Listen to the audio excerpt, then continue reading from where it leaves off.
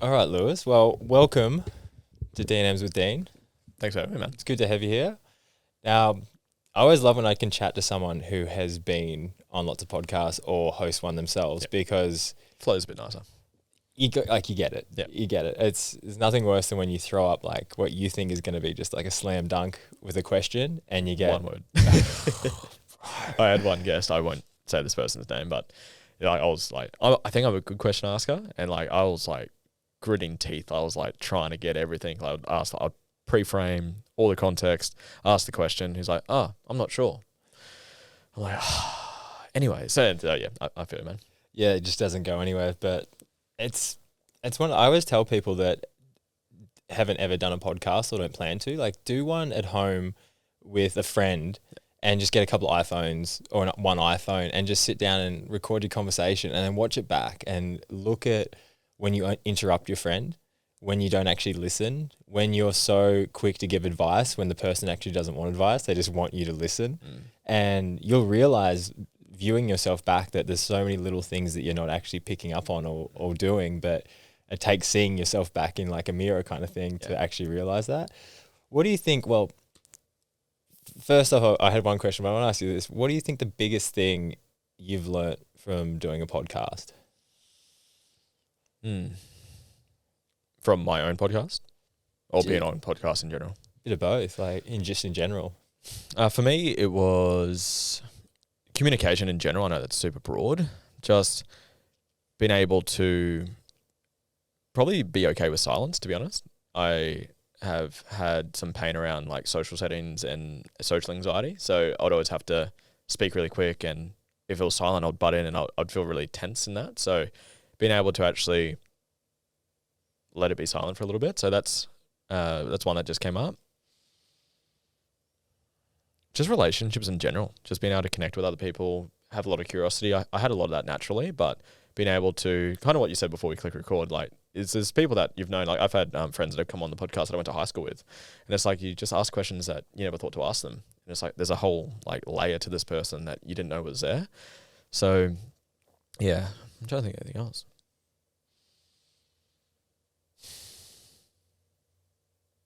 I like being a guest from the, like this question, I've never had this question. I'm like, oh, fuck, I haven't thought about that. So I get to find more parts of myself, and I get to lean into parts that I haven't thought about and ask the questions without having the script to go through. You're like, oh shit, I actually let me think about that. So yeah, I guess self-exploration as well would come up as well. Yeah, people that ask the right questions give you the opportunity to answer them for yourself. Yeah. 100%. Like I've always liked that when someone will ask something, they won't do it in a way that's trying to like be prying or trying to like judgmental or anything like that. They just generally want to know. And like, you're actually like, fuck, I don't actually know. Yep. Like, I don't know why I do that or what I've got from that. And you kind of dig a bit deeper into it and you go, oh man, like I've learned this and I've learned that. And you realize how much of a positive that is actually being on this like grand scale, because like what you said there, it's like you learned how to be better in like silent situations, and you didn't feel as reactive as a person. It's like, how good is that's just from sitting and listening and talking with people that you can actually just enjoy the gift of silence and not feel anxious in that. Because like I mentioned earlier, like sometimes that's all you need to give a person is just your presence and some silence. And let them figure out whatever it is they need to figure out, or let them say whatever it is that they need to say without jumping down their throat.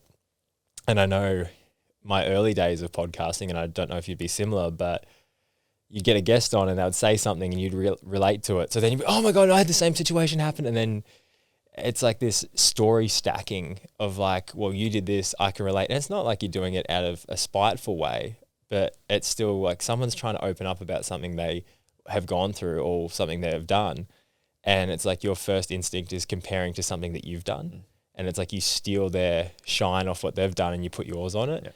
And if you do that often enough with enough people, like people get a bit, they don't want to open up to you, and then they stop sharing with you, and then you lose who they are. You don't actually get the proper version of who they are. You get this like shell of a person that you've actually kind of created.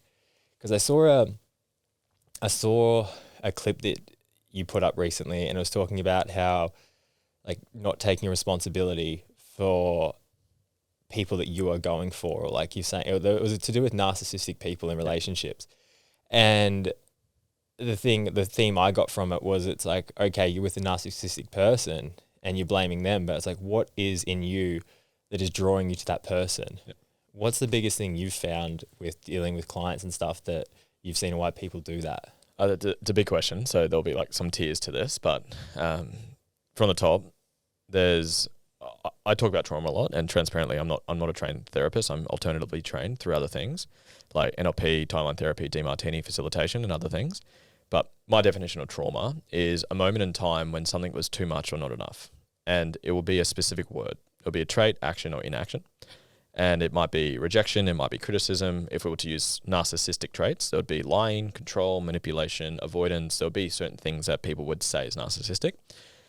And for every trauma you have, you've got something called the reticular activating system in your mind. Essentially, you find what's important. So if you buy a new car, or you want to buy a new car, you start seeing that car everywhere. You want to buy a new shirt, you see the shirt everywhere. Like, you'll find things that you're looking for. But the way that trauma works is you're actually always trying to avoid it. So it's the same thing, but in reverse. If I tell you, Dean, don't look for a yellow bus, what are you thinking about? Yeah, yellow buses. So if you've got a wound or a trauma of, say, rejection or control or lying or anger or manipulation, and I'm just trying to throw narcissistic traits out there, your mind is constantly trying to not look for it, but in doing that, you're looking for that, and you're actually attracting that. And whatever you haven't healed through as a trauma or a wound, you create a coping strategy, which is essentially something that you use to cope with or to hide the trauma. That could be dissociation, anger, frustration, eating food, anxiety, depression. Like, there's so many different things you can do. Overworking, that was one of mine. People pleasing, that was one of mine too. So you have your ways to cope with the trauma, and then you have a trigger which activates it. So it's like a double-edged sword.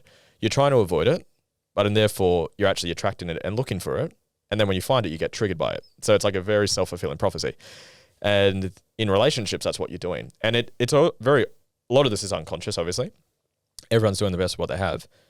But then I do this exercise with clients, which is really funny, and the listeners can do it now. You can only answer the question with one-word answers. And no, we'll just go with that. So only one-word answers to answer this. And just intuitively answer it, whatever comes up. Even if you didn't have parents in your upbringing, just whoever played that role for you, just use that person. I'll use you as an example. So you can only use one word to answer the question. What's the one thing you dislike the most about your dad? Only one word. Firm. Firm, perfect. Answer that one more time. So what's the second thing about dad that you dislike the most? And for the listeners, you can also say, what's the one thing that triggers you the most about him? Or what's the one thing you wish you could change about him? So firm would be the second one. That I don't like? Yep. I like my dad a lot. This way, and just for the listeners as well, and for yourself, it's not that you don't love them and you have them, but it's just we're looking for resistance essentially. So firm was one. Harsh. Beautiful. Let's go mum now. So do the same thing for mum. So one thing you dislike the most, or one thing you wish you could change the most. Impatient. Perfect. One more. Reactive. Beautiful. So we've got firm, harsh, impatient, and what was the last one? Reactive. Those would be the things you get triggered by. Those would be the things you attract into your relationship. And this is essentially what people are doing, where it's like, yes, you're, say, attracting a narcissist, or you've got these people coming into your life. They're just representing the parts of you haven't worked through yet, because you're trying to avoid it, but you're looking for it and attracting it. So it's a cosmic fucking joke. I think that's funny. I find it funny. So for me, the solution to that is to heal through those wounds. So I'd go through into a process on each of those for you, because then you'll stop energetically trying to resist it, but therefore attracting it. And then you'll stop attracting those narcissistic traits into your life. Yeah, bringing people in. Yeah. Do you want to fix this up? I think when you moved it forward, you got a little bit of a... There we go. Thank you, sir. Nah, I've got you. Yeah, like it's crazy to think though, like you said there, the trauma that you're obviously felt and then you go towards. Yep. Do you think though it's good to lean into trauma at times, because you can actually get a lot of fuel from it in a way? 100%. Yeah. Because like this whole podcast started for me being traumatized by like public speaking and reading in public and like at school and like that. I hated it. Terrified me. I feel you, man. Yeah. So I was like, lean in, go after it. Like, let's beat it. Yep. Let's go through it. And then, because because that's where I feel like you get a lot of your fulfillment from, is find a trauma, find what really fucked you up, and then lean into it to the point where you can just go, I'll happily do that without a worry. I was like, I won't even do it. I'll be good at it. And then you go, oh shit, that feels pretty good, because you beat it. You beat the thing that obviously was beating you down and putting you down for so long. But I think I talked about this the other day, about how you need to know when to use pain and when to let go of pain. Like pain and trauma are obviously so entangled in each other.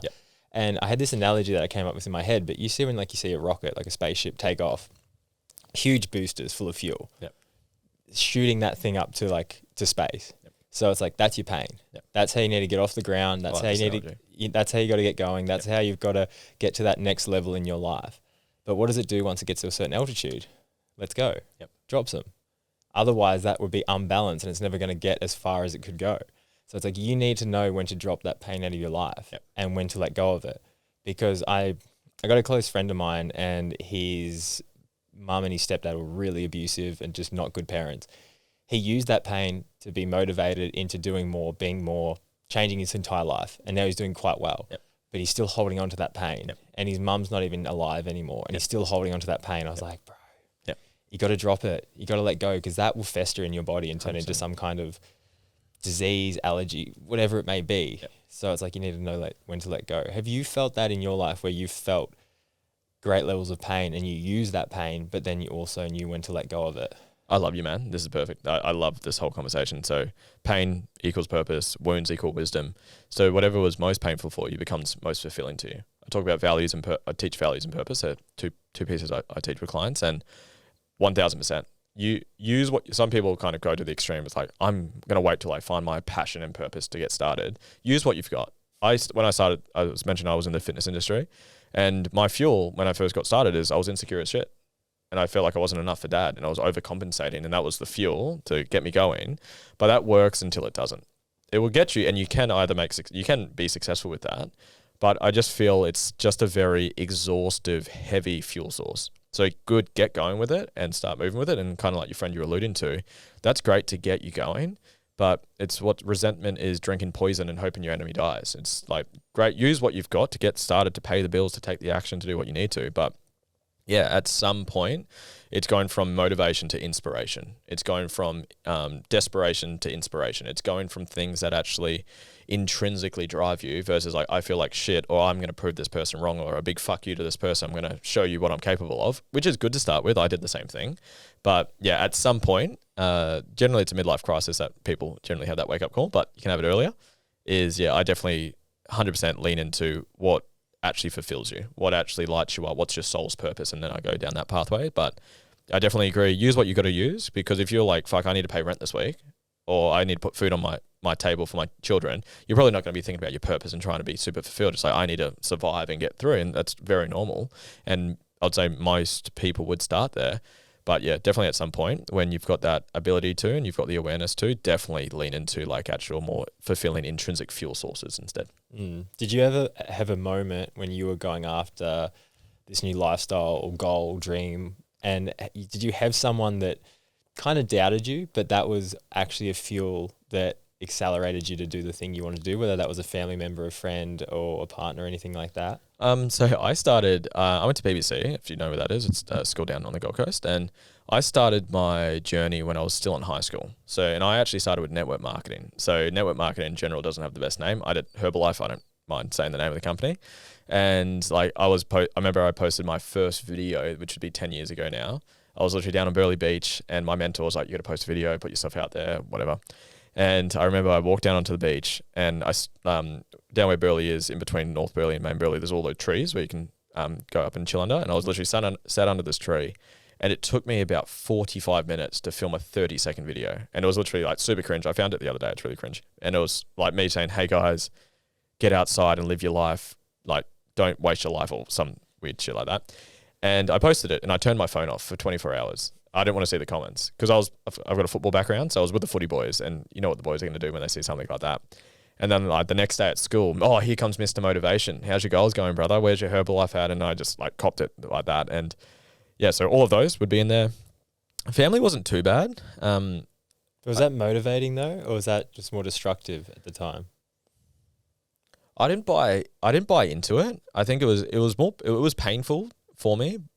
I had the mentor to balance it out for me, and I looked up to him, so I was listening to him more than these guys, just like kids at school. So the main one for me was dad. That was the big driver force, is I wanted to prove I was enough for him. So that was the pain driver mainly for me. But I definitely had a ton of like doubters, like, you're wasting your time, you're not going to be successful, here's all these YouTube videos telling you why this is shit, you're in a scam, you're in a pyramid scheme. I had all of those. But with that, like, was your mindset like, watch this, or was it kind of wearing at you? I think there was a little bit of that. I haven't thought too much about it. Good questions. I think there was a little bit of like, I'll show you how it's done. I've been very competitive from sports and just my upbringing. So very competitive, where it's like, I'm going to fucking make this happen. So I don't give a fuck what you say. I'm going to make this happen. So there was definitely a piece of that in there. Even back then, I don't think I used it that much. It wasn't like the main thought of it. I tried to avoid it, to be honest. I just kind of like, if they was giving me shit, I'd just walk away. It's like, I'd literally go, I've been quite a loner my whole life anyways. I like my own space, and I'm very good by myself. So if like they were just giving flack, throwing shit, I just literally walk around like, I can't be fucked putting up with this. So remove yourself. Yeah, I just remove myself. So very much fight or flight. I'm a fighter. I'm like, fuck it, it's not worth fighting this. It's like, don't argue with stupid. I learned that later on. I didn't know that at the time, but I removed myself from it. There was definitely a bit of like, fuck you, like, I'm going to show you how I can do this. But yeah, I generally just ignored it. I'd block people. I'd say like, fuck, just can't be bothered. Unfollow, unfriend, block. It's not worth it to me. But yeah, I still get it to this day. Same thing, just like, remove it, don't worry about it, move on from it. But yeah, the main driver for me was dad back in the day. I don't think people understand how much control they actually have over their life.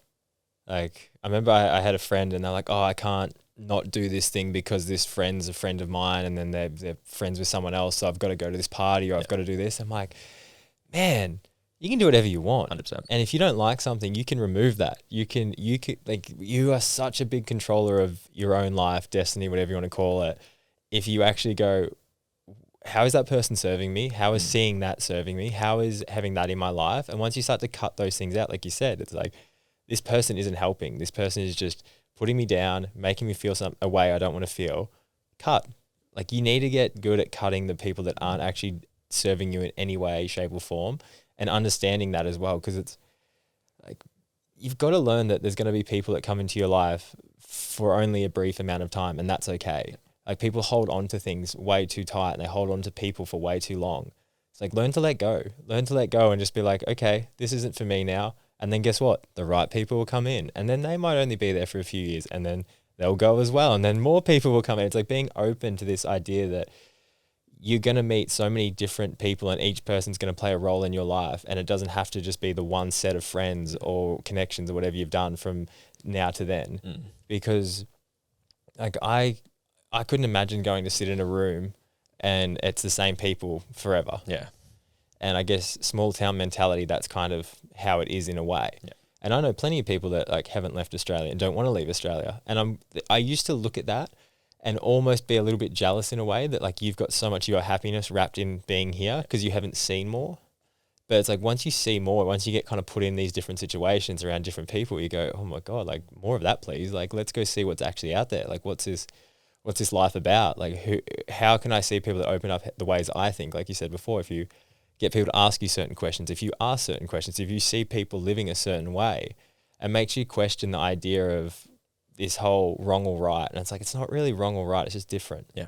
There's so many different ways of being. And then once you look at someone and don't go, that's wrong because that's not how I do it, or how the majority of people do it, you go, that's just different. 100%. And I think if you can think that way in situations and react to situations with like, oh, that's different, but in a way of like curious, not, oh, that's different. Like, that ain't, like, you know what I mean? There's so many different ways that you can see something and you choose how you react to it. But it's being self-aware enough to go, oh shit, why am I reacting like that? Why am I, and like you said before, most of the time because it's triggering something in you. Yeah.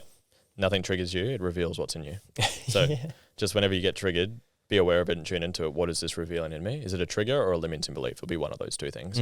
And just something that you touched on that I really love. Whenever you hear or use the words have to, ought to, got to, should, must, supposed to, or some version of that, someone's projecting their expectations onto you.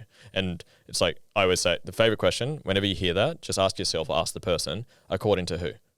and it'll be the person projecting the values or projecting the expectations. It's like you said, you don't have to do jack shit. I don't have to be here right now. You didn't have to be here right now. You wanted to be here. I wanted to be here. So me and my partner, my wife, we call each other up on it. We're pretty good now, but early days when we started dating, we were still becoming more conscious of this.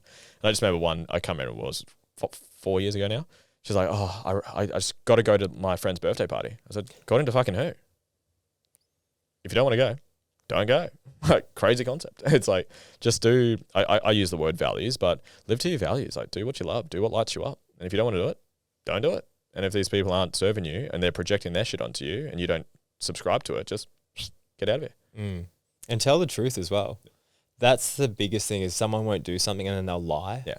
And I don't know, I'm not sure whose quote this is, but it talks about so many people in society today would rather a nice lie over a harsh truth. Yeah. And I see that so often where you don't go to something, oh, I've got this on, or I've got that on. And you prolong the feeling of, because then you hold on to this hope, you're like, oh, maybe you do actually want to come to this birthday, but you're actually busy because your uncle's in town or your auntie's in town. Yeah. When really, like, you never want to go and you wouldn't, doesn't matter. But it's like, if you tell someone point blank and take emotion out of it and go, hey, I don't want to come to your birthday because I'm either tired because I've been working too hard, or I want to go and do something else with another friend or whatever. Yep. And also, to be on the receiving end of that, if you can take that and not throw it back at them and make them feel bad because they don't want to do something for you, and stop being so like that's when I feel like selfishness comes into play of like, oh, but it's about me. It's my birthday. That's it's my day. Yeah, exactly. Where you watch someone, if you're a person that can be rejected in a way of just like hanging out with someone or seeing someone or coming to your birthday and all that, and someone doesn't want to do it, be fine with it. And they're more likely to probably come to your next birthday. Yeah. Like, that's going to open up a space where they can feel comfortable and feel themselves. When you're just reactive and angry, and I guess you'd see this a lot in relationships, and I've seen this when I've been like talking or seeing girls, and when someone will say something to you and you can tell that they think you're going to get angry, and they've been real like sheepish and timid. Hey, and then, sorry, I just... and then they tell you whatever it is and you go, that's fine, that's okay. Like... it's this relief. And I was like, once you realize that it's like we're all just fucking winging it, and we all make mistakes, we all fuck up, we all do all these different things, and it's like, if you can just accept someone for that, and this is the catch to it though, it's like you can accept that and be okay with it. That doesn't mean you need to keep seeing this person. That doesn't mean this person has to keep being in your life in any way, shape or form. But you don't have to get angry at them and make them feel bad for doing something. It's just like, okay, you did that. That equals me leaving. Yeah. But I don't hate you. Yeah. You're still a good person. Yeah. It's still all sweet.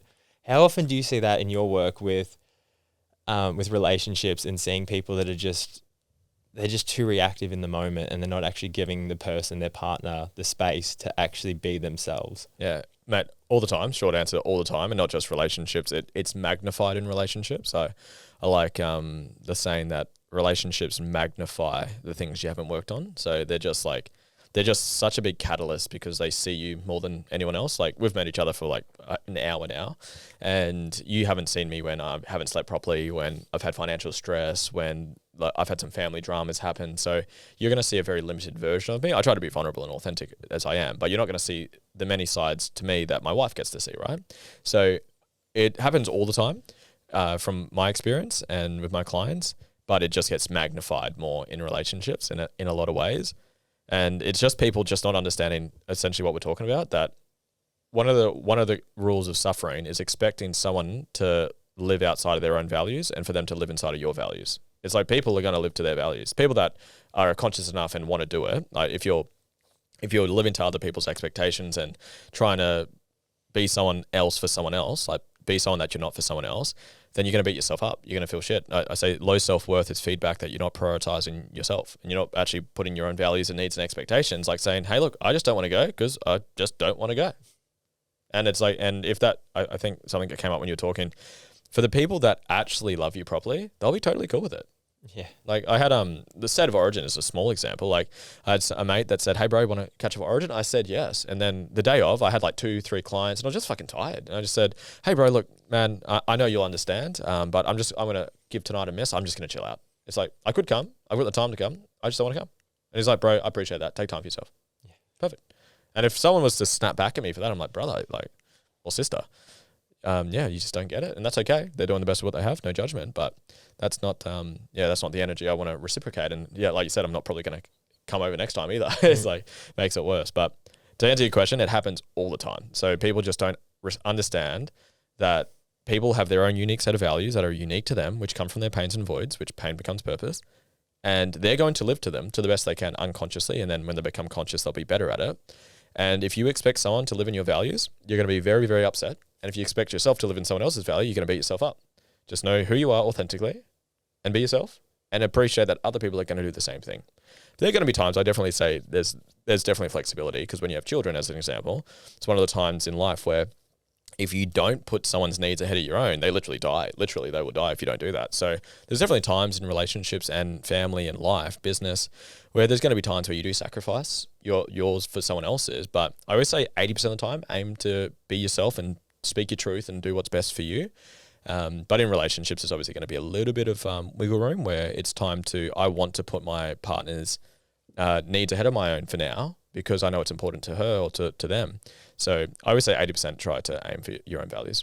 Yeah, I feel that so much with just personal things that have happened, where as soon as you dive off the path of your values and you start to feel shit and you're like, wait, what am I doing? And you're like, oh, I'm actually not living to any of those values. And that's feedback to wake you up to go back and prioritize yourself. Yeah, we need to change. And then also in a relationship, like I was seeing someone recently and values didn't align. And it wasn't like she had bad values and I had good values or vice versa. It's just she had different priorities that she wanted to put energy in. I said that to her once and it actually made her really think about it. I was like, there's nothing wrong with what you're doing. You just have this as your top priority and I have this as my top priority. Perfect, man. And it made her really go, yeah, that's I love your awareness, man, and the way you communicate. It's beautiful. So I think that was, and to see it, but man, it's like, this is the other thing I say. You can understand why something isn't working. Doesn't make it any better that it's not. That's the takeaway. Like you can be super understanding of a situation, but it still sucks. And I think it's almost worse when something's failing for no negative reason. It's just the reason that you don't align with that person at this time. Yeah. And that is way, way worse in my opinion than if you've got someone, like it sucks to get cheated on. It sucks to have a fight with someone and it all blows up or whatever. Like that sucks, but you've kind of got, you know why it's happened. But when someone's like, there's nothing wrong, we don't fight, there's nothing bad happening, but this isn't it. And like, you've got to accept that and go, okay, well, I wish that worked, but it didn't. But oh well, on to the next part of my life, and you go along with it. But yeah, it's having that awareness to stop trying to put effort into something that doesn't want to have effort put into it. It's like some people, it's like some people you'll try and love and they don't want to be loved, and other people you'll put up walls to that really do want to be loved. So it's like you've got to really pick and choose who you let in and really focus on who you're keeping out. And again, why? Like I guess why you're doing that. It's funny. I just got to touch on one thing because you mentioned the friend and how you react to people that when you just say you can't see them and they get angry at you. I had my mum's mum, my nan. She would always make us feel bad when we wouldn't see her, and we'd go see her every couple of weeks or every week. And she lived 5 minutes away. It wasn't far. She never came and saw us, but she would always get angry when we didn't see her. And when I was a kid, you go see your nan. It's just what happens. And as I grew up, you get older, you're like, I don't want to be made to feel bad because I'm going to see someone who never sees me.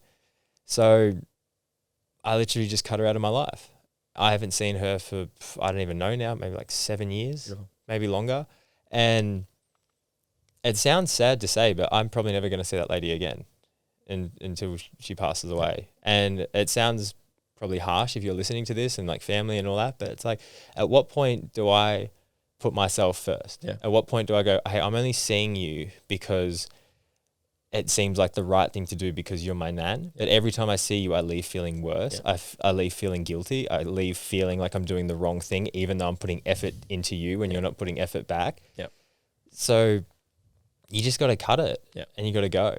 Have you felt that you've had people like that in your life where you're just like, you are either family or close, but you're not serving me and I need to cut you out? Yeah, a lot of time. And I think you touched on it earlier. As you like grow, you kind of like go into like tiers of friends and people in your life. And then if you keep growing and they stop growing, you're eventually going to grow into like the next tier of people, and people come and go. So obviously family can be a bit, it can be different just because if you want, some people, your grandma, so did you say grandma? Nan, same thing, yeah. So Nan had, in that case, sounded like she had a high value on family. And my mum was quite similar to that, where she, not intentionally, but she would like want us to come see her all the time. And I live probably 20 minutes away. She's in Burleigh, around the corner actually. I don't think it was a high value on family. I think it was a high value on herself.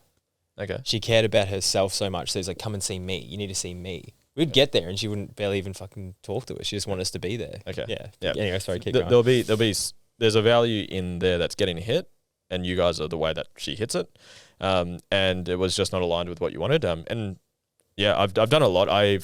Depending on the person, if they're like people I want to communicate with, I'll say, hey, look, this is why, just so you can understand, so you can close off whatever loops you got going in stories you're creating. Some people it's just like, see you later, don't have to say anything, don't want to say anything. But yeah, definitely friendship circles. That was pretty easy from school, to be honest. Like when I left school, I kind of jumped straight into the self-development business world. So that was pretty easy. Like I think I've spoken to 2 or 3 of them. Keegan Hipgrave, actually, if you know him, he does a podcast as well. So I can, he's a good guest, actually, if you want to have him. So I've stayed in contact with him and maybe like 2 other people. But they kind of just went on to their life, I went on to mine. Family members, just from... There's none that I've like cut off completely I don't talk to, but I've been very firm with like the types of behavior they display when I'm around them. There's a story I like sharing. I went in, it was just after COVID happened, so I hadn't seen them in a couple of years. Walked in and there was like, I walked into my mum, I'm a big mama's boy, so I gave mum a big kiss and cuddle. And then my family, like most of my family was out on the balcony, so sister, cousins and stuff like that. They're just chatting away. I just popped my head and say, hey everyone. And then my nephew was in the room and he's a little nerd gamer, so I'm a gamer too, so I went in there, was playing games with him the whole time. And mum's like, come say hello to everyone. And I didn't want to. I was just like, fuck, I didn't want to be here anyways. And then I went out there and I sat down with them. And I'm not kidding you, man. Like 2 minutes of instant silence. Just went like awkward, tense. And I felt like uncomfortable as a motherfucker.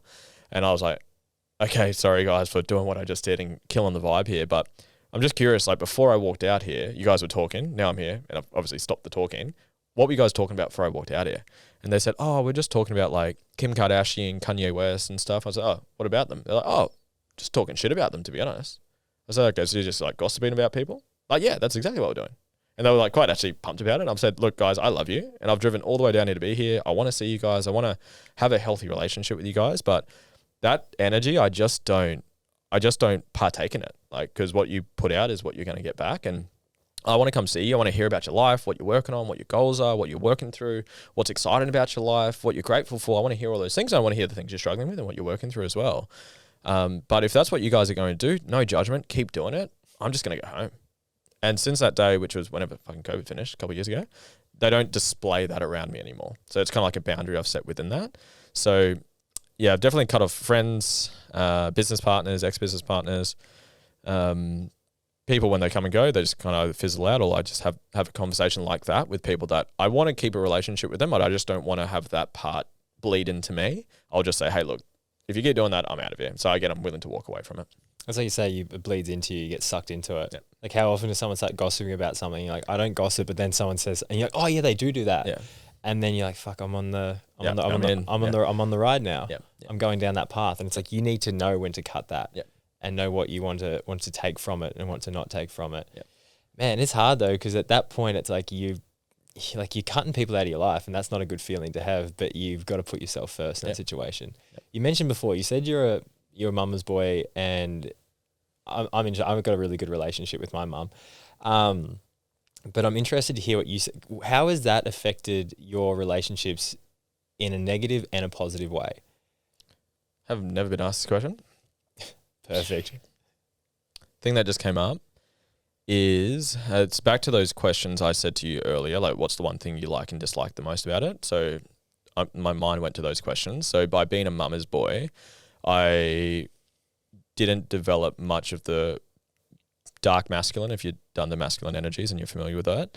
So I didn't have a lot of that penetrative controlling in a healthy way. Some people think controlling is bad. It's not a bad thing. You can have a healthy expression of dark masculine. So that real like firm control of decision making. Like if you, for ladies that are listening or feminine men that are listening, would you like your partner to say, hey, what do you want to eat for dinner? Where do you want to go? Do you want to, versus, hey, look, we've booked a dinner. Be ready at 6, wear this for me, blah, blah, blah, or wear whatever you want. But they're taking control and taking structure of things. I probably lacked a lot of that. So it took me a while to embody that because mum was very softening and very soft and caring for it. So I missed out on that for a long time. Business forced me to fucking learn that because you can't get away from that. So that was definitely one. I feel that.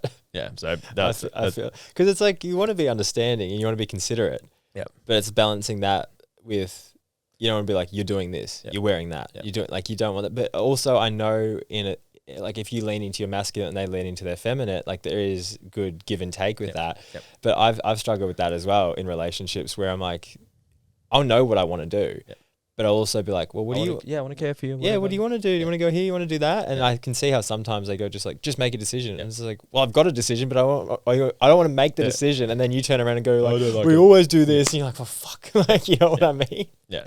So just playing with that dynamic, because it does play out, and there's times to be more feminine because your partner wants to be more masculine. And there's definitely the polarity of it, but I think I found more safety with the softness rather than the firmness. And so it's taken me, it's still definitely something I'm embodying more parts of that of myself. So yeah, I think, and that's not just from mum, because obviously that's then the parallel is dad, where he was the unhealthy dark masculine, where it was very aggressive, very controlling in an unhealthy way. So it's like, that's bad. I don't want to be that. I'm going to be more of this. So so that's, like I said, relationships magnify the shit you haven't worked through. So they're, I don't talk about this. I don't think I've actually mentioned these parts of me on a podcast, sorry. So yeah, I worked with a Reiki teacher, Jessica Ann, if you see this. So fantastic. She's on the Gold Coast, and she really helped me sort of lean into this world of things. There's a great book. It's called King, Warrior, Magician, Lover. And it talks about the archetypes of men and the dark and light expressions of men and the healthy and unhealthy expression of those parts. So yeah, the dark masculine has been a big growth curve for me because I found more safety in the light masculine, where I can be softer, more gentle, more understanding. And it's good for me in the work that I do because I'm holding space for people to be vulnerable, to open up and to connect with them and help them heal and all that stuff. But yeah, embodying more of the dark masculine has been a big journey for me. Man, so much of what you're saying, so similar in so many ways with like the masculine archetypes and family roles and everything like that.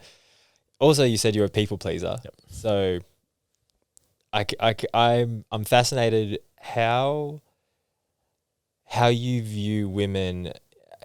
I can imagine, this is me from a personal thing. Like I adore women. I love women. Yep. I think they're fucking best thing ever. Yep. But that has come back to bite me in the ass because a lot of the time, and it's affected my career in negative ways at times, but this is all self-inflicted, by the way. This is not saying it's like women, this is your fault. Yeah. But my way of dealing with it was my own fault. But I would put girls on a pedestal, especially like if I had a girlfriend, that's everything. Yep.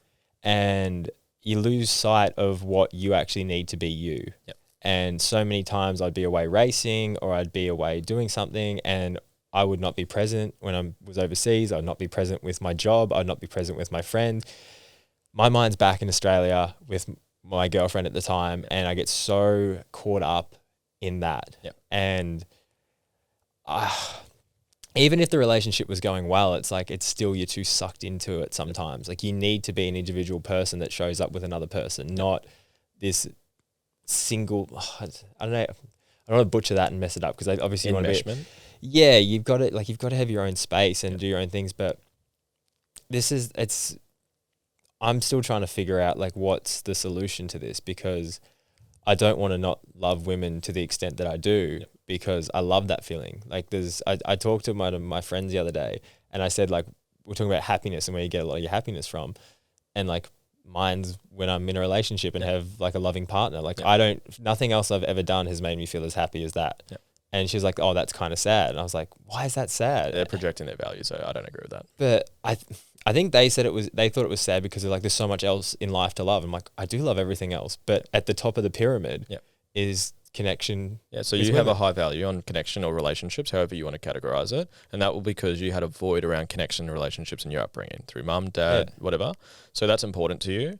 I think you are pedestaling though the person you're in, because you want a relationship, and there's probably trauma involved with that, where rejection, unaccepted, isolated, not enough, whatever. And then it's like, I don't want to experience that anymore. So my coping strategy is to put their needs ahead of my own, or people please. That's what where it started. So I would heal through the rejection or whatever the wound is playing out. I would have to ask you more questions to figure out what specifically it is. Heal through that, and then oh my God, I'm going to lose this and be rejected again, if that was happened to be the wound. And then, because past hurt creates future fear, I mentioned earlier, you've had, so is the word rejection, does that resonate with you? When I say rejection, isolation, abandonment, not loved, unaccepted, any of those hit home? Yeah. Which word, just so I can use that word moving forward? I guess rejected in the whole like getting cheated on when you're away, stuff like that, like traumas and that. Yep. So I'd say rejection, there'd be a wound there. I don't want to be rejected again, so I'm going to do coping strategies to stop myself being rejected again. In this way, it sounds like you're going to like put their needs ahead of your own, which is people pleasing. And when you put someone on a pedestal, you put yourself in the pit. So you enhance their values, but then you take away from your own. So I'm going to put her needs ahead of my own. I'm going to beat myself up and feel shit and beat myself up in the same time. So I would heal through the wound of whatever wound there, say rejection, I'd work through that. And then you would be less likely to be playing that wound out anymore because the wound wouldn't be there. And then I'll just bring the awareness to both partners, because it takes two to tango, of what are your values? Live to them. What's your partner's values? Live to them.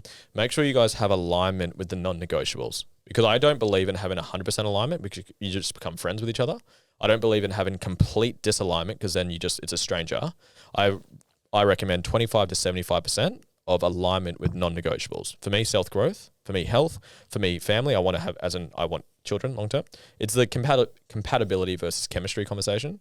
Chemistry is the love, sex, electricity, just feel it. Versus compatibility is like, do our values and vision align? And a lot of people don't have this conversation, because then when the chemistry goes ups and down, because it does, sometimes the spark goes away. And if you've got no compatibility, what are you left with? Someone you don't want to fucking be with, and then you want to leave them. So yes, the chemistry will just play itself out naturally. It's like, if you feel it, you don't have to do a quiz to figure it out. You'll just feel like, fuck, I really am attracted to this person. There's something about them. But then let's be logical at the same time. What's your vision? What are your non-negotiables for your vision? Are we aligned with the non-negotiables? And if tick, tick, tick, potentially move forward. There are red flags. You can look down that. But yeah, it sounds like a wound playing out, short version of it. Sounds like your coping strategy was to put their needs ahead of your own, which is people pleasing. I did the same thing, by the way. And heal through the rejection wound. You'll stop doing that. And then structurally make sure that there's actually fundamental alignment with where you guys want to be. So then you can go live your values. She can live hers. You guys come together with where you guys overlap and have alignment, and you get to fulfill those together. Those are my steps I take through relationships. And you got to have those hard conversations. Yeah. Like that's the big takeaway from hearing that, is have those conversations at the start, ideally. Yeah. Like someone asked me, when should you have it? I don't have like day 7 you have it. I don't have like that. But like I had it before me and my now wife officially started dating. It was just, I can't remember. It's hard to say within the first 2 months, when we were just kind of sleeping with each other, connecting with each other, talking with each other. I was having those conversations. What vision do you have for your relationship? Yeah. What does your dream relationship look like long term? And if she said hypothetically, she wants to travel all the time, do nothing to do with money. I hate money. I never want to make any money. I hate business. I never want to be healthy, and I never want to have kids. I'd say you are the wrong person for me. Yeah. We do not have alignment with the non-negotiables. So I'd say thank you for the connection and thank you for what we had. You're not my person long term. Let's look somewhere else. And then you got the chemistry coming in to just like hold you to this person. Yeah, that's that. Like when you said that, like the last little bit of my life, I'd been seeing someone, and the chemistry, insane, electric. Yeah, great, amazing. But then the alignment, and knowing that it's not aligned, but then the chemistry just being like that glue that's like, you're trying to break it, and then you get sucked back, and you're trying to break it, and you're trying to break it, and you always just get sucked back to that. Something that maybe help with that is just know that, energy is never destroyed, it just changes form. So by that person taking that space, it is filling the space for someone else to come in and do that. So, and to fill that space for you. So just having that trust and faith that when you do cut the cord off, someone is energetically going to be drawn into your world and into your space. So if that helps out. I felt that instantly, because like now like it's fine. Like we're friends and all that, but I know the day I actually felt that, I was like kind of done. And it was actually funny because at the same time, I deleted Hinge on the same day, because I was like, whatever, like I was like, I don't need distractions. I don't need things. I just need to do me. Yep. The day that I felt both of those things and did that, it was like a light got shone from like people coming in and things happening and just being like, what's going, literally to the point where I was like, you fucking with me? Yeah, it's funny, man. It's so funny. It happens all the time. I love it. I was, and it's all these things, because then it's like you get momentum from it as well. It's like, smile at someone, keep eye contact with someone for a little bit longer, like start looking after yourself, and then live to your values. Like, as soon as, like, I heard this thing the other day, this guy talks about, like, when he loves, like he really loves, but when his heart gets broken, like it's like a motivator. He's like, I become a monster when my heart gets broken. It's like a motivation. I work on me, I put into me. And it's like, I felt that. It's like, okay. And this whole thing, it's like, if something isn't working, the only thing you can control is what you put back into you, what you do for you. Yep. So I was like, okay, that person didn't want me. Good. Look at what I'm going to do now. Look at where I'm going to put my energy. Look at what I'm going to do for me, and stop worrying about, like, it's that scarcity mentality of trying to grab for something that's there, when it's like, do you, do you the best version of whoever you are and whatever that means to you, and the right people will come in, the right person will come into your life and complement it.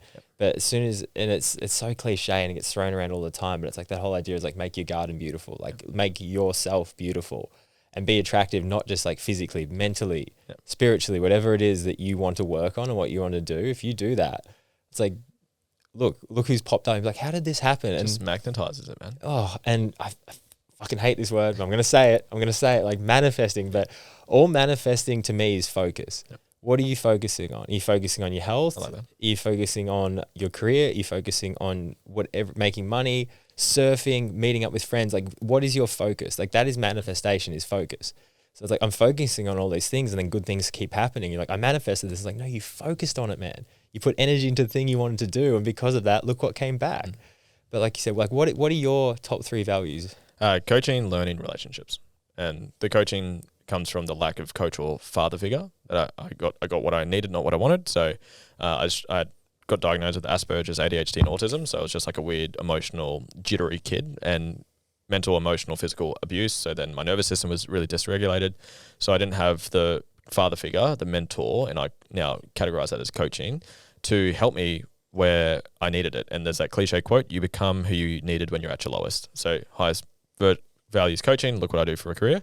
Learning, I love learning, but my pain from that was I struggled at school. I was in learning difficulty classes. I was the last kid in my grade to get your pen license, if you remember that back in school.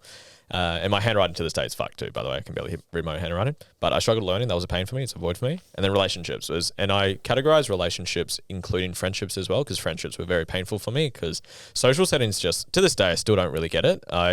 I'm good one-on-one, easy as. But say we had say those 2 chairs were filled and we had to like navigate all 4 of us chatting, it like freaks me out. I'm like, because I'm very structured Asperger's mind. I'm like, is it your turn to talk? Is it your turn to talk? It's like how you flow. Yeah. So I've always struggled with that. It's a gift and it's a gift and a curse. But so relationships. So coaching, learning, relationships are my top 3. Have they always been like that, or have they changed? They do change over time. You go through life filling your own voids. So once you fill the void, your top 3 will generally stay the same. They do obviously shift over time. You go through stages of life as well. So when family comes along and kids come along, I would assume you'd hope. Hope they come up a little bit. And not necessarily go to your top 3, but it could come up. Health's becoming more and more. There's a way to you can link benefits to your values to make you value things more. So if, like, say you want to be healthier, link health to your top 3 values and you'll want to do it more. So yeah, they do change over time, but you're not going to wake up one day and they're completely shifted, but you might go through like an ego death where you do like a process or an ayahuasca journey or some plant medicine or some therapy or something, and you have like an identity shift, and that can have quite a significant shift. There's generally 3 main changes in life where people have big identity shifts. Relationships is one of them. So getting out of a relationship into a relationship, changing the structure of a relationship from like polygamy to monogamy, or marriage or divorce. There's a shift in your relationship dynamic. Your career or business. So either you change career or you get promoted or you get fired or you change business or you start a new business. 3rd is family. So like you move away from your family, you have kids, something could do with your family dynamic. And the 4th one, actually, I missed out, was your living location. So if you like, I haven't done much travel, I'm a bit of hermit crab, but it's like, say you move a different country, you've shifted who you view yourself to be where you live. So that can also be a shift too. But your values won't change like day to day, week to week, but they do shift over time. That's why I recommend redo your values every 3 months. Just churn them out, see where you're at. Yep. For me, mine would be health, love, connection. Yep, love it. Love it. What do you think, like, especially hearing with how I said before about how, like, I think it's a good thing to have love so high and have connection so high, but then the double-edged sword to that is like when you put it, because I think the thing, even when it comes to health, like I would be so, like, I guess a lot of people could relate to this. When you're single and focused on you, you might be going to the gym all the time. You might be working out. You might be eating healthy. You get a girlfriend. Oh, we can sleep in. We don't go to the gym. And then I guess that value, then you've got connection, but that's now gone above love. I mean, above health. Yep. So then you're like, okay, well now my values, there's an imbalance there. Have you seen that a lot with people when like they're like feeding one value, but they're completely lacking in another one, and that's still affecting the relationship in a negative way? If they're not aware of what we've been talking about, yes. So like, again, like kind of what you were saying about earlier when you were like, you're putting your partner's needs ahead of your own. So if you're doing that, obviously you're going to be putting your values needs ahead of your own, and then you beat yourself up. So that's outside of that conversation we already had. Like your relationships especially intimate relationship, you're going to help each other within each other's values. I have a high value on coaching. George's communication and coaching ability has gone through the roof. Like how she communicates to me, how she articulates her feelings has 10x since being with me.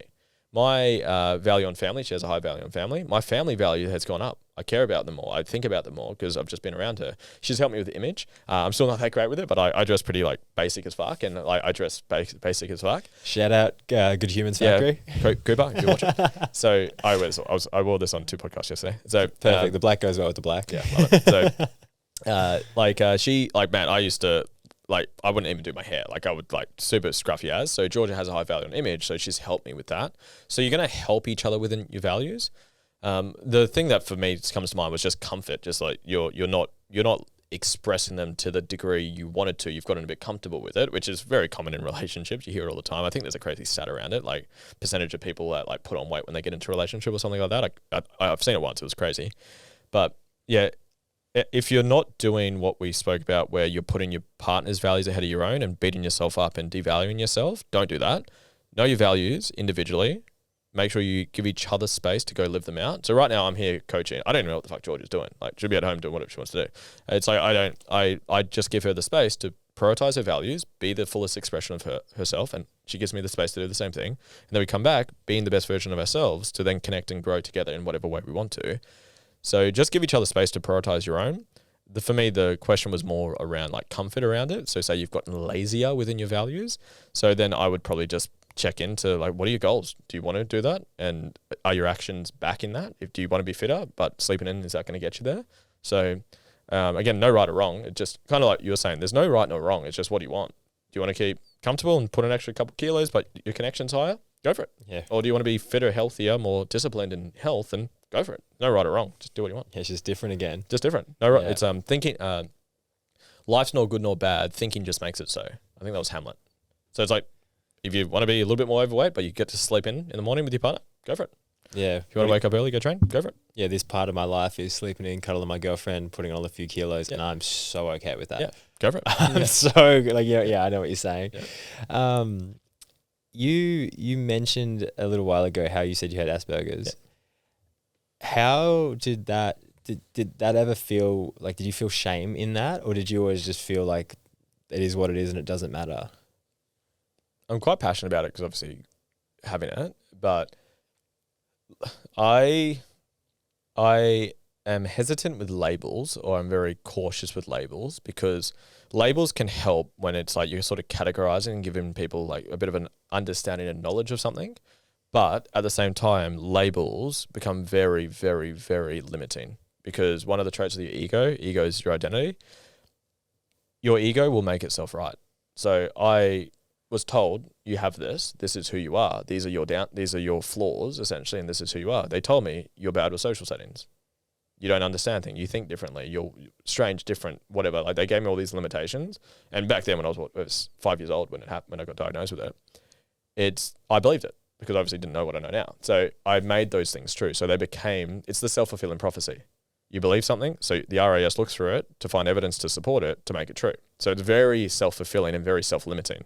So it was not necessarily shame around it. It was just like frustrating, because it's like, I've got a problem. There's something wrong with me, right? Where it was only wrong because I believed it.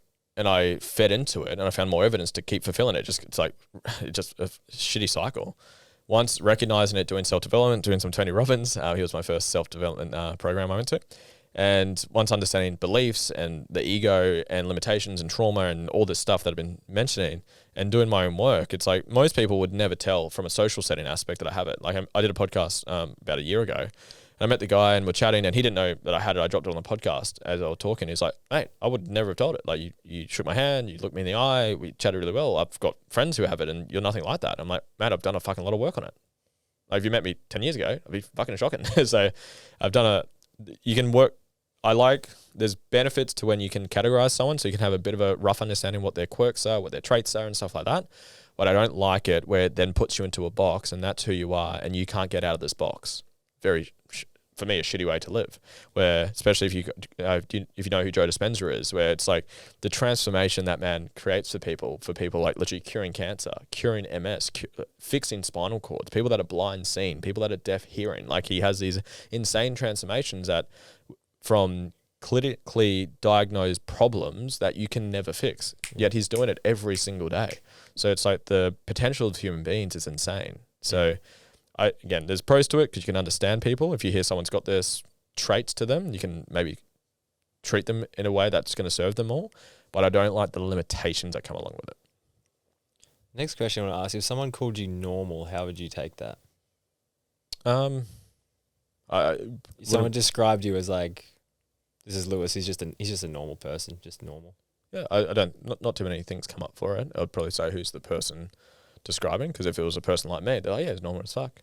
So I just personally, for me, if someone called me normal, I wouldn't take it as a compliment. I feel like this whole idea that a lot of people try to blend in to just be normal, but then you call them normal and they go, I don't want to be normal. I want to be different. I want to be me. I want to be like this version of, I just think this for, I guess with the Asperger's and stuff, it's like as a kid, you might have felt different or limited or whatever it may be, but it's like, being different's good. Yep. Like being different isn't a bad thing. I think so many people put this like negative connotation on, oh, they're different. Yep. I'm like survival, like the herd. If like you got kicked out of the herd millions of years ago, you're dead. Like surviving part of the herd pack. That's why rejection is such a common wound for people. You don't want to be rejected because survivally, evolutionarily, if you get rejected or kicked out of the herd, you're probably going to die. So it's like a survival instinct in us as well. So nothing came up when you asked the question, but don't know. I'll wait till it happens. No, that's good. I was going to ask, with you starting off in your relationship, like you said before that you just had those like talks straight up, and when you feel like you start seeing someone, like I guess it's like how transparent are you with the person and how quickly is that? Because it's like the whole idea, if you come in and you're like, hey, I want this, this, this, and this. Yeah.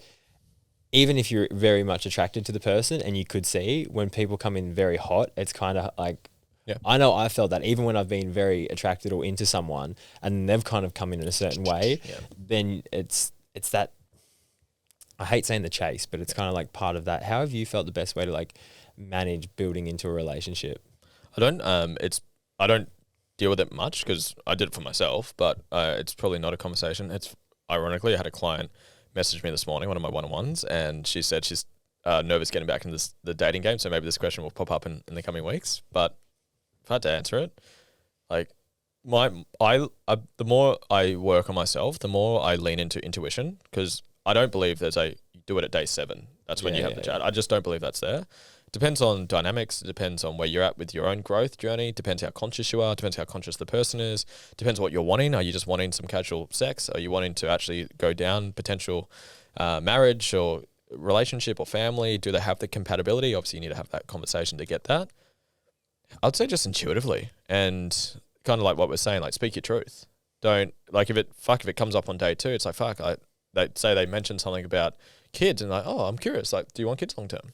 Yeah, like, it's not like, hey, I've got this 7-step script to do that. I just don't think that's not the way I would personally do it, even though I love some good structure.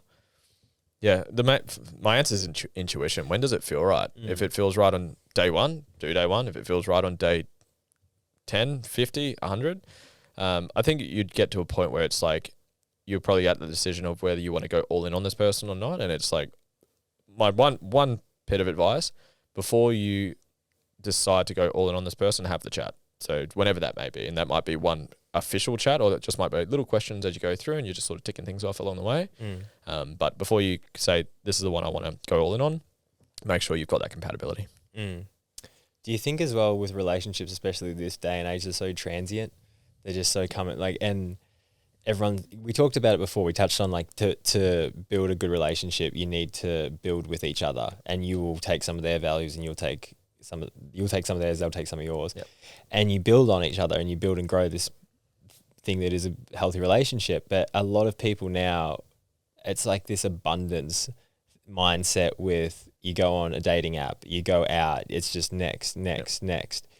And you realize that, oh, well, when I was with Beth, she was great because she did this, and this. Oh, but then Karen or whatever, like everyone's got pros and cons, and you try and build this perfect person out of all these interactions you have with all these different women or different men determining who it is. And you realize like, well, if they're good at all these things, the perfect person's out there. The perfect person's going to be good at all of them. And you realize that's just not a reality. Yeah, you just said it. That last word you just said, I completely agree. It's, you've got a delusion. Like if you want a fantasy, you attract a nightmare. So if you just want someone to be all ups, no downs, only positive, never negative, always giving, never taking, you're delusional. You're just literally living in fantasy land of what you think you need to. No one's perfect in the sense that I believe every human being is perfect being their true self, which includes the ups and downs to them. That's my definition of perfection. Like I've never met a baby who needed 1 million followers to be perfect. Right? They didn't need money, car, status, fucking sexy body. They're perfect. Your self-worth from the moment you're born to the moment you die never changes. It's your perception on that. So for me, it kind of comes back to the same question. It's like, what are the non-negotiables? I didn't need, like, do you know Alex Hormozy, Layla Hormozy? So they've got a very business-orientated relationship. So he, from the, I don't know him personally, but from what I've seen I consume all his content. So from what I gathered, he wanted a partner to do business life with. And that sound dive potentially was a non-negotiable for him. That wasn't one for me. My non-negotiables were health, parenting, self-growth, and intimacy, to be honest. I'm quite an affectionate, intimate person. And the caveat to add on top of that is you intuitively need to know what your non-negotiables are and be truthful if you believe they're fair and reasonable. If you have a list of 50 things they have to have or you're not going to whatever, is that fair and reasonable? I don't think so. I don't know what the sweet spot is. Again, my answer just keeps coming back to intuition. What are your non-negotiables in terms of, do you want ones that come up? Family, probably religion. Some people are heavily religious, and if they don't have the same beliefs, that's okay. They have to be the same. That's cool. Self-growth, these are mine. Self-growth, health. Travel is not one for me. Again, say we wanted to date, you want to travel the world all the time. We probably shouldn't date. Like I like home. I like working. I like coaching. I like my values. Travel is not on there. So if you wanted to travel the world all the time with your partner, don't fucking date me. That's a downside to me. But my partner, that's not a non-negotiable for her. It doesn't matter. My partner is very musical. She's an opera singer and beautiful voice and a hardcore Taylor Swift fan, hardcore Swiftie, cranks it all the time.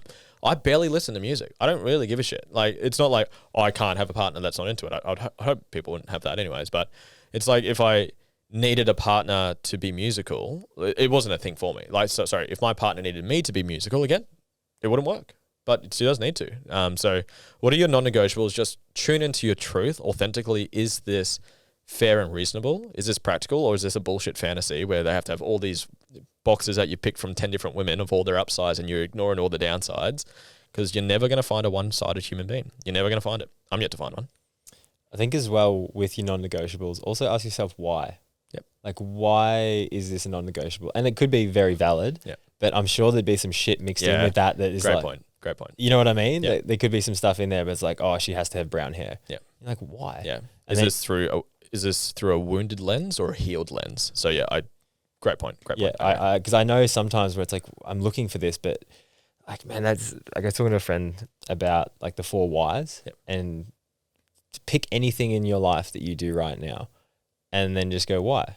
And then answer that why, go to the next why. Yeah. Okay, but why do I need that? Go to the next one and just follow that little rabbit hole down. And at the end of it is probably going to maybe some trauma, maybe some realization, maybe some hope, maybe whatever it may be that you're going to find at the end of that journey. But figure yourself out. like figure out, okay, why do I actually want that in a person? And am I lacking that in myself? Did I not get that in my mom or my dad or my family or whatever it may be? Like I think one of the biggest things about this podcast, and I hope a lot of people that have listened to it, it's just like the message I want to send is like, be self-aware enough to go, why the fuck am I doing this? Why do I keep getting hurt? Why do I keep falling in love with the people that don't love me back?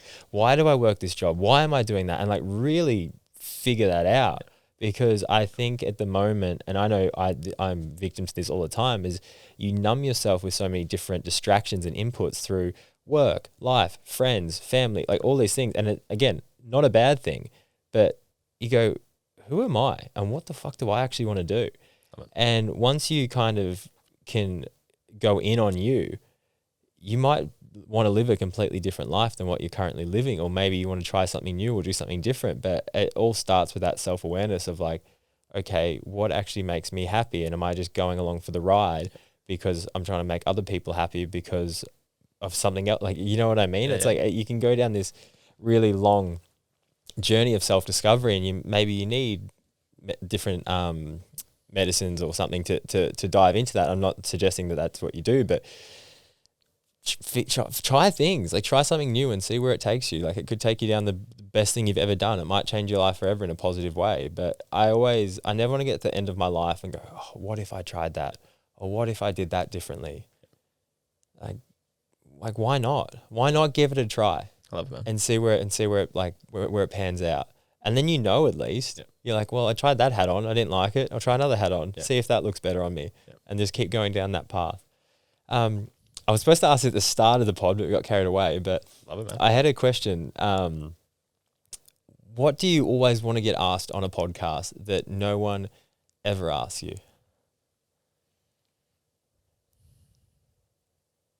It's probably the question I asked my guest was, what's the one thing that you love talking about, but you don't talk about to the degree that you want to? So pretty much what lights you up the most, but you don't get to express it as much as you want to. What is that for you though?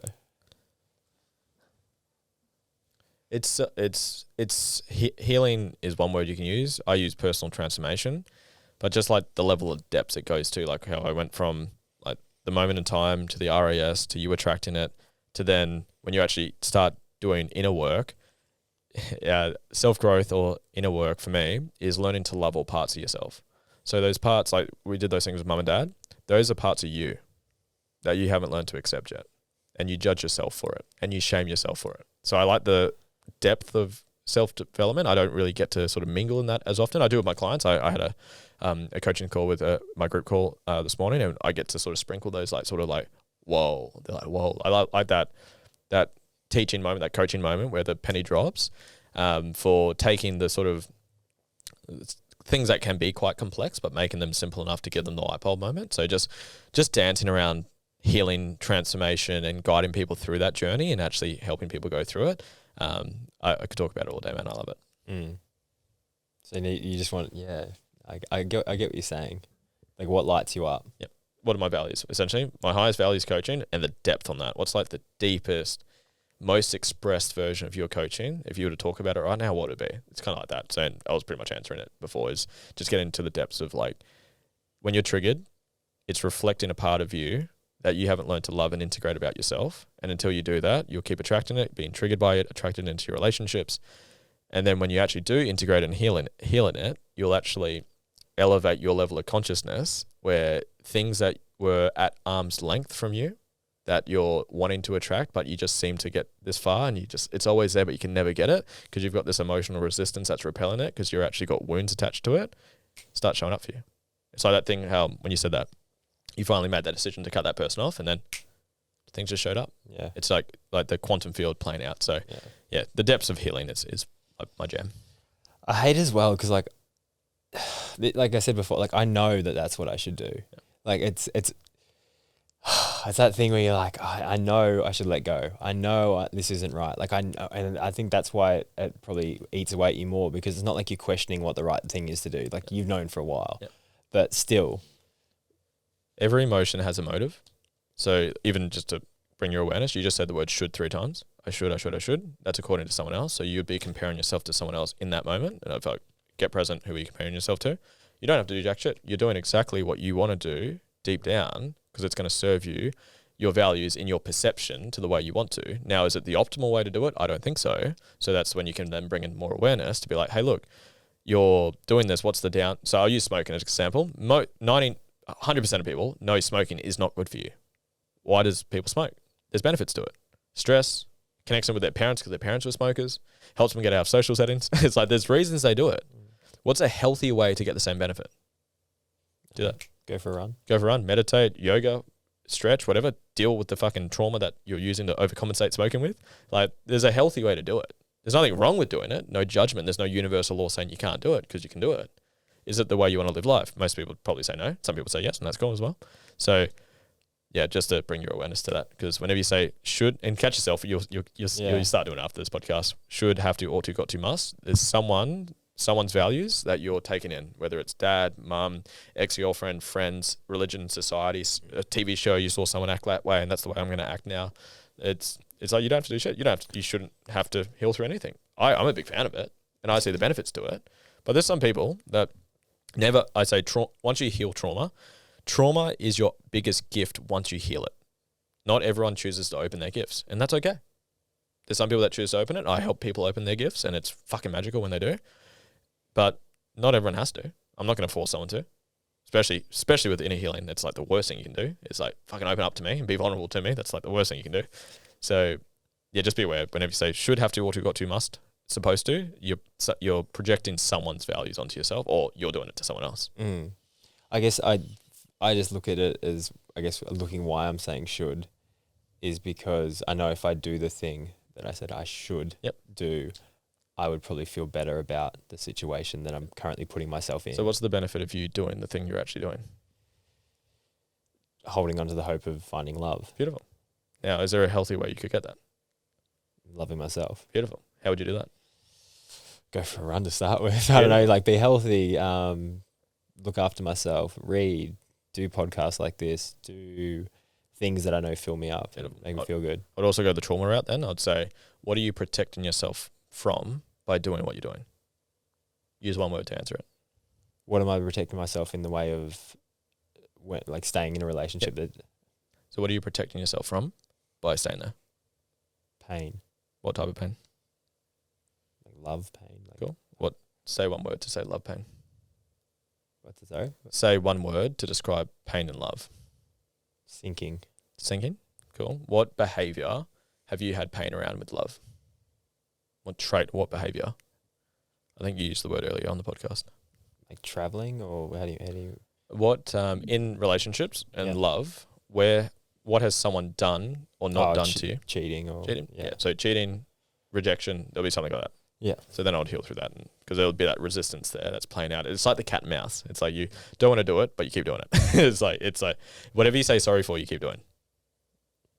Because there's some internal judgment, and it's like it's a shitty cosmic joke. It's like you don't want to do it because you know it's bad, but you shame yourself for it, so you keep doing it and you keep it's like just a shitty cycle where you bring awareness. Oh, that's why I'm doing it, and let's actually just address it. Pull the thorn out of your foot. It's like, oh, I feel better, and I stop having these sabotaging patterns just play out. So that's where I would go with that, anyways. Yeah, dude, I've really enjoyed this. This has been epic. I've got 3 questions I normally ask people. Far away to finish it off. First one is, if you go back, change something about your life, and this is, I understand this, and I've been like triggered by it at the moment, but it's like, you know, when people are like, I have no regrets, and I'm like, fuck man, we all have regrets. It's like, what regrets do you want to live with is the real thing. But I was going to say, if you could go back and do something in your life different, or give yourself some advice, be like, hey, do this, what do you reckon that would be? Yeah, I had this question recently, and I pretty much framed what you just said. Like, the cliche one is, everything happens for a reason, wouldn't change a thing. So that's the cliche bullshit answer. So for me, it would be to get into self-development earlier. So like, I started when I was 18, when first event was Tony Robbins and all those YouTube videos, but just start it younger. Like, picture the growth you've done in the last couple of years. Imagine doing that 10 years ago, 15 years ago. I'm not sure how old you are, but imagine doing that like when you're 5, 10 years old. And like having all the knowledge just stack up. So start self-growth early as possible would be mine. Yeah, just do it as soon as. I always say this, like, I just go back and read more books. Yep. Like, it's that simple. Yep. It's like, I love my life now, but if you gave me more, like a book when I was 15 and said, hey, you should read every day or you should start writing, like that's going to be a benefit that you're not going to look at now and go, I wish I never did that. What's your number one book? My number one book, reading Atomic Habits again. Nice. At the moment. I'm trying to like get, you know, when you kind of feel like you need Refresher, it. refresher. Yeah, you need it. One more. I like books. So. Another book. Obviously, Learning's my highest. Obviously, I've got Tony Robbins, Awaken the Giant Within. I love all his stuff. There's a guy, Eric Thompson. I don't know if you know who. I've heard of the name. He's a motivational speaker. Yeah. Remember when I was a kid. E.T. Yeah. If you want to succeed as hard as you want to breathe. Yeah, that guy. Yeah. So I remember as a kid, like that, I was watching like Tony Robbins and him, and I was like, I had this, because I was so scared of like speaking on stage. Yep. I was so scared and terrified. And then I saw these guys that are motivating people, and people are so engaged, and I was like, "Fuck! I want to do that. Yep. I want to be that person. I want to help people. I want to try and have a positive impact in some way." So that was always something that I really like got drawn towards. Beautiful. What are you scared of? What am I scared of? What came up straight away was not reaching my potential. I know that's pretty cliche. Yeah. That's probably the most common one that comes up, hey? I'm trying to give a different one because I know that's a common one. What am I afraid of? Let's just say social settings. Like that still comes up. Like I'm going to an event tomorrow that we spoke about. And I was going to go to the event because they're doing like a boat after party. I thought it was Saturday night, but it's on Sunday, and I got other things I want to do, but there's still definitely resistance of like going there, especially on a boat. You can't fucking leave. I'm like, fuck, can't get out of it. So I'd say social settings. There's still definitely some fear around there. Like social settings will be my answer. I feel that. And the last one, how do you want to be remembered when you're gone? Like for Cooper Chapman, just as a good human, like a good person. Like I remember he asked the question at the end of his was like, what's your definition of a good human? And it's like someone who listens to their heart and does what they truly believe is right. Like what's the right thing to do? And that's objective to the person, obviously, but listening to your heart and not your head.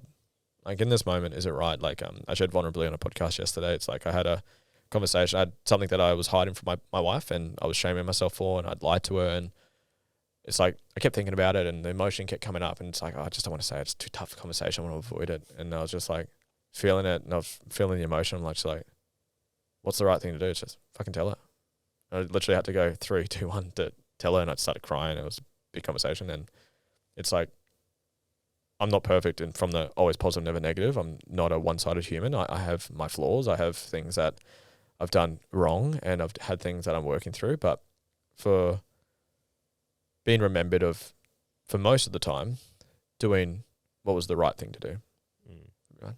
Like you said there, you got to release it, man. You got to release. You can't hang on. Everyone hangs on to this stuff. They hang on to anger. Like I hung on to anger, and I've felt it like you feel in your body, man. You feel heavy. Yeah. And I've seen family members hold on to it, and then when you let it go, like even that girl, like the last girl I'd been seeing, like when we realized that okay, this is over, this is done. Yep. Like we chatted it all out. We talked about it, and like I'm happy for her, and I'm happy for the life she wants to create, and saying that and knowing that you're not going to be a part of that is fucking hard to say. And it was emotional. I cried, she cried. It was like, but it was nice. Yep. It was like it was like the way to let go of it. Yep. And then after that night that we caught up, it was like it's like you cut the cord. You've emotionally released it, and you see people that hold on to that for so much longer than they need to. When if you can have that hard conversation with someone and say what you feel and what you need to say, and then let go of it, it's like, man, life becomes a lot easier all of a sudden. 100%. It's like, how long do you want your suffering to last? It's like, how long do you want it to last? You can feel it all, and it's gonna be a lot, but then it's done. You've gotten through it. And I know I carried stuff around for years and years and years and years, and it's like then you take it off and you drop it and you go, oh, the fuck was I doing that? It's like the pain of the conversation or the decision, whatever it is. It's like you just drag on that pain versus just go through it. Yeah. And then after you're like, oh, fuck, feels so much better. Yeah, my newest thing, if I feel resentment towards someone or anger or whatever it may be, my first reaction now is either sit down and talk to them privately or do a podcast with, or whatever it may be. I'm like, let's bring this up. Yeah. let's understand ourselves better through actually talking to the person that is like creating these feelings in me. Because I'm like, then like, again, it's the mirror. It's like, I know when I get annoyed at someone for killing it or doing something, it's like, because I'm not doing the thing that they're doing. And it's like, fuck, there's another mirror held up to me. You're not as good as what, and it's, you've got to, again, self-aware enough to go, okay, I know this is me. How do I do more? How do I do better? How do I stop getting, because I grew up country town, man, tall poppy syndrome. So many people want to tear you down. And it's not like I don't feel resentment and jealousy towards people. Everyone feels these emotions. No matter how in tune you are with your body or with your mind, you're still going to feel the emotion. It's what you fucking do with the emotion. If you feel it and then go, oh, well, that's not good, let's get rid of that. And then you go on to the next thing and you just put it away, and you'll actually live a life instead of writing mean comments, saying snarky remarks, dwelling on shit that doesn't need to be dwelled on. Like, feel it, understand it, move on. Feel it, understand it, move on, and just go through. Love it, man. Before we wrap up, you've got a book coming out very soon. Can you talk a little bit about that? Yeah, it's been a big project. I joke with people, if you want instant gratification, don't write a book. It's like, it's been 1,400 hours of editing, writing. I'm now recording the audio book. I did a chapter before I came here today. It's essentially everything that we've been touching on today: values, purpose, mission, vision, limiting beliefs, trauma, emotional blocks, and planning out your life, all in a book. And I'm a very practical guy. As woo-woo healing as I get, I'm very practical. It's like, what's the actual process and step by step to solve that? So all the questions, all the processes are in the book. So anyone at any point of their journey, if you want to find your life's purpose, you want to find your values, you want to do some inner work, like literally there's 3 processes in the book. One's for limiting beliefs, one is for trauma, and one is for emotional blocks. And if you want to plan out your life from the sense of what's your purpose, what's your mission, what's your vision, how much money do you need to earn to live that life? How are you going to earn that money? What vehicle are you going to choose? Business model, career, and then plan that out step by step all the way from 5 to 10 year goal, which is your mission, 3 year, 2 year, 12 month, quarter month, week and day. We break down how to plan and execute. It's all in a book. So it's pretty much the book is called The Inspired Life Method: How to Find Your Life's Purpose, Heal Your Trauma, and Create a Life That You Love. It's all in a book. I absolutely love it, dude. And is it out now? When's it out? October 18th. So I'm not sure when this gets launched, but it'll be before then. But beautiful. We'll throw some links to like your stuff. I'd say you have like a website or something that they can jump on and find it. Yeah, it'll be on the website. It'll be on my social medias. I'll obviously blast it around when it comes out. But October 18th, I'm doing a live launch. If you come to the launch live, there'll be a $2,000 bonus for everyone that comes on to the launch live. It's I put a lot of effort into it, so hope you guys enjoy it. I'm going to be pumped. I'm definitely going to read it. Thank you, I've really enjoyed this. One last thing I'm just going to ask you. I don't normally ask this, but like, what are you most excited about in life right now? What is the thing that gets you most excited to just live life? The book came up just because obviously it's been my world for the last like 9 months. I've been thinking about it for 4 years, but I'm actually doing it for 9 months. So probably launching the book, to be real with you, because I am not getting over it a little bit, but I'm excited for what's next after the book because it's just like consumed me for so long. Continuing my growth, to be honest, just like I mentioned, that vulnerable share I just had before, like actually leaning into more parts of who I am and learning to heal through and embody those parts of myself. So just man, I love helping people, man. Like it truly gets me going. Like when I have that moment of healing and releasing and growing and expanding, like my heart opens. I have tears come down me from my clients, and just being able to give that. The book is one way that I'm doing that. Just being able to give that to as many people as I can to help them live a life that they fucking love. So yeah, being able to lean into that more. Book would be that. And then after the book, I'm already been thinking about it, is probably events. I really feel that I'm going to be running events, like 3-day events where we do pretty much all the shit that's in the book over a 3-day event in person. So excited to bring that together. No, that's epic. Dude, it's been an absolute pleasure. I love these chats. Time flies by. Yeah. Get a lot out of it. Yeah, no, I really enjoyed it. Appreciate it, man. Thank you for having me. No worries. Cheers, bro.